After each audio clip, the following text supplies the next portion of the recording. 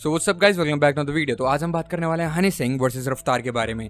मैं पूरा एक्सप्लेन नहीं करने वाला कि इन दोनों के बीच क्या हुआ था, तुम्हें ऑलरेडी पता होगा। अगर तुम्हें नहीं पता तो नीचे जाओ कमेंट में, आई मीन डिस्क्रिप्शन में, वहाँ पे तुम्हें एक लिंक मिलेगा जो कि मैंने काफ़ी ईजिली सब कुछ 2 मिनट के अंदर अंदर समझा दिया है कि कहाँ पे कैसे ये स्टार्ट हुआ है। तो हम अंदर जाके बात करेंगे, लॉजिक वाइज बात करेंगे कि एक्चुअल में सीन क्या था और कैसे, क्या मतलब फैक्चुअली क्या, कैसे और क्यों था ये। सो आओ चलते हैं, डिपेंड करते हैं इसके अंदर। तो देखो, रफ्तार को आज से हनी सिंह से प्रॉब्लम नहीं है, मैं ये खुद नहीं कह रहा, तुम जाके ये खुद सुन लो। ये भाई ने वो हनी भाई से तेरी अलग प्रॉब्लम्स है, मैं उसके बीच में कभी नहीं पड़ा यार। मैं उसकी रिस्पेक्ट करता हूं कि चल ठीक है, कुछ बुरा लगा तूने उसका स्टैंड लिया, जायज है यार, जायज है। हर किसी का नजरिया होता है, तेरा देखने का नजरिया कुछ होता है। तूने कहा कि हां मुझे अच्छा नहीं लगा तो तूने उस बात को डिफेंड करा यार। पर मुझे और गोलू को मत कर यार, वो तो कुछ बोलता ही नहीं यार, वो तो अपना काम कर रहा है।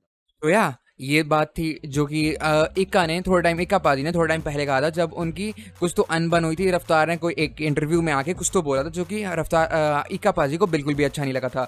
सो उसके बाद बात करें हम लिरिक्स की, तो देखो लिरिक्स जो भी गाने रफ्तार क्लेम कर रहा है कि वो जो है इक्का द्वारा, रफ्तार द्वारा और बादशाह द्वारा लिखी गई है। तो देखो यार, सिंपल सी बात है, दे वर इन अ ग्रुप, ठीक है, माफिया मुंडीर।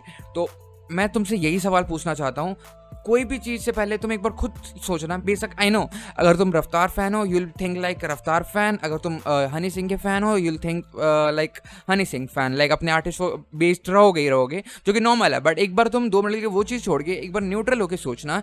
फॉर एग्जाम्पल, अगर रफ्तार और हनी सिंह और रफ्तार, बादशाह, लिल गोलू ने गाने निकाले हैं, तो उसके बाद उन्होंने वैसे गाने क्यों नहीं निकाले ब्राउन रंग जैसे और मतलब बाकी सॉन्ग्स की तरह, और निकाले भी तो वो बूम क्यों नहीं करे। देखो सिंपल सी बात है, उस टाइम क्या था, अभी के टाइम की तरह पहले रील्स नहीं थे जो कि यूं वायरल हो जाए सॉन्ग्स।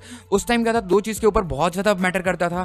पहला जो था वो था मार्केटिंग, और दूसरा फेस वैल्यू। तो तुम में से और कोई भी डिनाई नहीं करने वाला कि जो हनी सिंह का फेस वैल्यू था वो शुरू इन द सेंस उस टाइम पीरियड पे बहुत ज़्यादा था, बहुत ज़्यादा, मतलब बहुत ज़्यादा। So that's the reason. अब तुम्हें भी पता है और मुझे भी पता है कि अगर उस टाइम के लोग जो हिप हॉप सुन रहे थे, यानी कि स्टार्ट सुन रहे थे, माफिया मुंडीर सुन रहे थे, वो रफ्तार, बादशाह और लिल गोलू को कैसे जानते हैं। ऑब्वियसली हम सिर्फ और सिर्फ उस टाइम से हम यही जानते थे कि they were like artist in mafia मुंडीर, वो जो कि थे रफ्तार, बादशाह और लिल गोलू। तो इस फैक्ट को आप डिनाई बिल्कुल भी नहीं कर सकते थे। और जैसा कि मैंने कहा, face value was very important at that time, क्योंकि उस टाइम कुछ भी रील, इंस्टाग्राम वगैरह कुछ नहीं था to make your a song boost और to give your song boost, ठीक है। तो देखो क्रेडिट का अर्ज क्यों उठा, तो रिसेंटली एज यू नो कि हनी सिंह ने अपने प्रमोशन वाइल एक कुछ बातें कह दी थी जिसके लिए रफ्तार ने स्टोरीज डाली। वो क्यों डाली, एज इक्का पाजी सेड दैट कि रफ्तार को ऑलरेडी काफ़ी प्रॉब्लम था हनी सिंह से, जो कि वो शुरू से उसको रेस करते आए, जिसके लिए इक्का पाजी अप्रिशिएट भी करते हैं। बट ऐसा क्यों, इक्का और लिल गोलू ने अभी तक क्यों नहीं बोला कि भाई हमें क्रेडिट नहीं मिला, या फिर हमारे लोगों को क्रेडिट नहीं मिला, क्यों? तो अगर ऐसा जो ये हनी पाजी ने बताया है कि इनके बीच ऑलरेडी कुछ प्रॉब्लम चल रही थी, तो वो प्रॉब्लम क्या है हमें नहीं पता। तो उस बेस पे क्रेडिट क्यों नहीं दिए, क्या नहीं दिए, when they were already friends. तो हम मतलब you can't create opinion until Honey Singh का कुछ और स्टेटमेंट नहीं आ जाता, जो कि आई नो अगर कोई आर्टिस्ट लिरिक्स लिख रहा है तो ही should be given their respective credit. So या बाकी इस चीज़ के ऊपर ज़्यादा कुछ कह नहीं सकते। एज ऑफ हनी सिंह ने कुछ भी स्टेटमेंट नहीं दिया इसके ऊपर। देखो अब हम बात करेंगे डिप्रेशन और एंजाइटी के बारे में। तो हनी पाजी ने अपने एक इंटरव्यू में ऐसा कुछ बोला, एंजाइटी डिप्रेशन कुछ भी नहीं है, वो एक सर्दी जुकाम है। बट क्या जो रफ्तार ने उस चीज को रिपीट करके फनी वे में बोला, क्या वो सही है? देखो ऐसा होता है कि जब आप डिप्रेशन में हो रहे होते हो, डिप्रेशन के थ्रू गुजर रहे होते हो, आपको काफी सारी चीजें फेस करनी होती हैं। आपको समझ नहीं आता आपको क्या करना है, क्या नहीं करना, और this can be so scary at that time. तो क्या ये चीज सही था बोलना?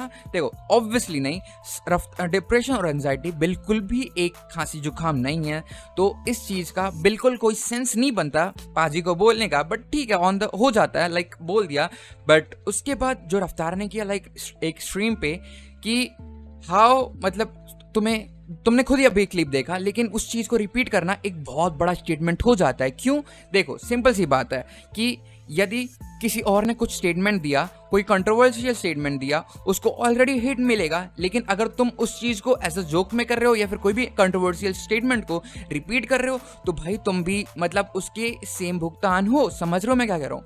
तो बेसिकली बात ऐसी है कि कोई भी ऐसे सेंसिटिव चीजों को रिपीट करना, उसको मजाकिया बनाना is not something to do जब आप एक मेन स्ट्रीम रैपर हो, जब आप हिप हॉप के फेस हो, जहां पे नाम लिया जाए किसी पर्टिकुलर कैटेगरी का कि भाई हिप हॉप, तो रफ्तार जैसे नाम आते हैं। तो अगर ये सब ऐसे इतनी इंपॉर्टेंट चीज़ों को ऐसे मतलब कामली बोल देंगे और फनी की मतलब मजाकिया वे में ले जाएंगे, तो फिर बहुत दिक्कत हो जाएगी। तो मैं इसी चीज़ के बारे में अगली वीडियो में बात करूंगा कि कैसे जो है it might be hard for DHH rappers to continue as a mainstream. So बस आज के लिए इतना ही था। उम्मीद करता हूँ तुम्हें पता ही चलेगा। अभी तो हमें पता है कि वन साइडेड स्टोरी ही है सिर्फ, लेकिन पूरी स्टोरी तब पता चलेगा जब हनी पाजी की तरफ से भी पूरा एक्सप्लेनेशन हमें देखने को मिले। तो मैं इतना ही उम्मीद करता हूँ कि यार तुम लोग ज़्यादा लड़ो मत, ठीक है? क्योंकि किसी का कुछ इसमें प्रॉफिट नहीं होने वाला, हम लोगों का हमें बस एंटरटेनमेंट ही मिलने वाला है। तो पीछे बैक इन सिट हो और आराम से एंजॉय करो सारी चीज़ें। बाकी मिलते हैं अगले वीडियो में। उस वीडियो में हम बात करेंगे how it is gonna be difficult for DHH rappers to continue as a mainstream. आज के लिए बस इतना ही, मिलते हैं अगले वीडियो में। टिल देन बाय, जय श्री राम।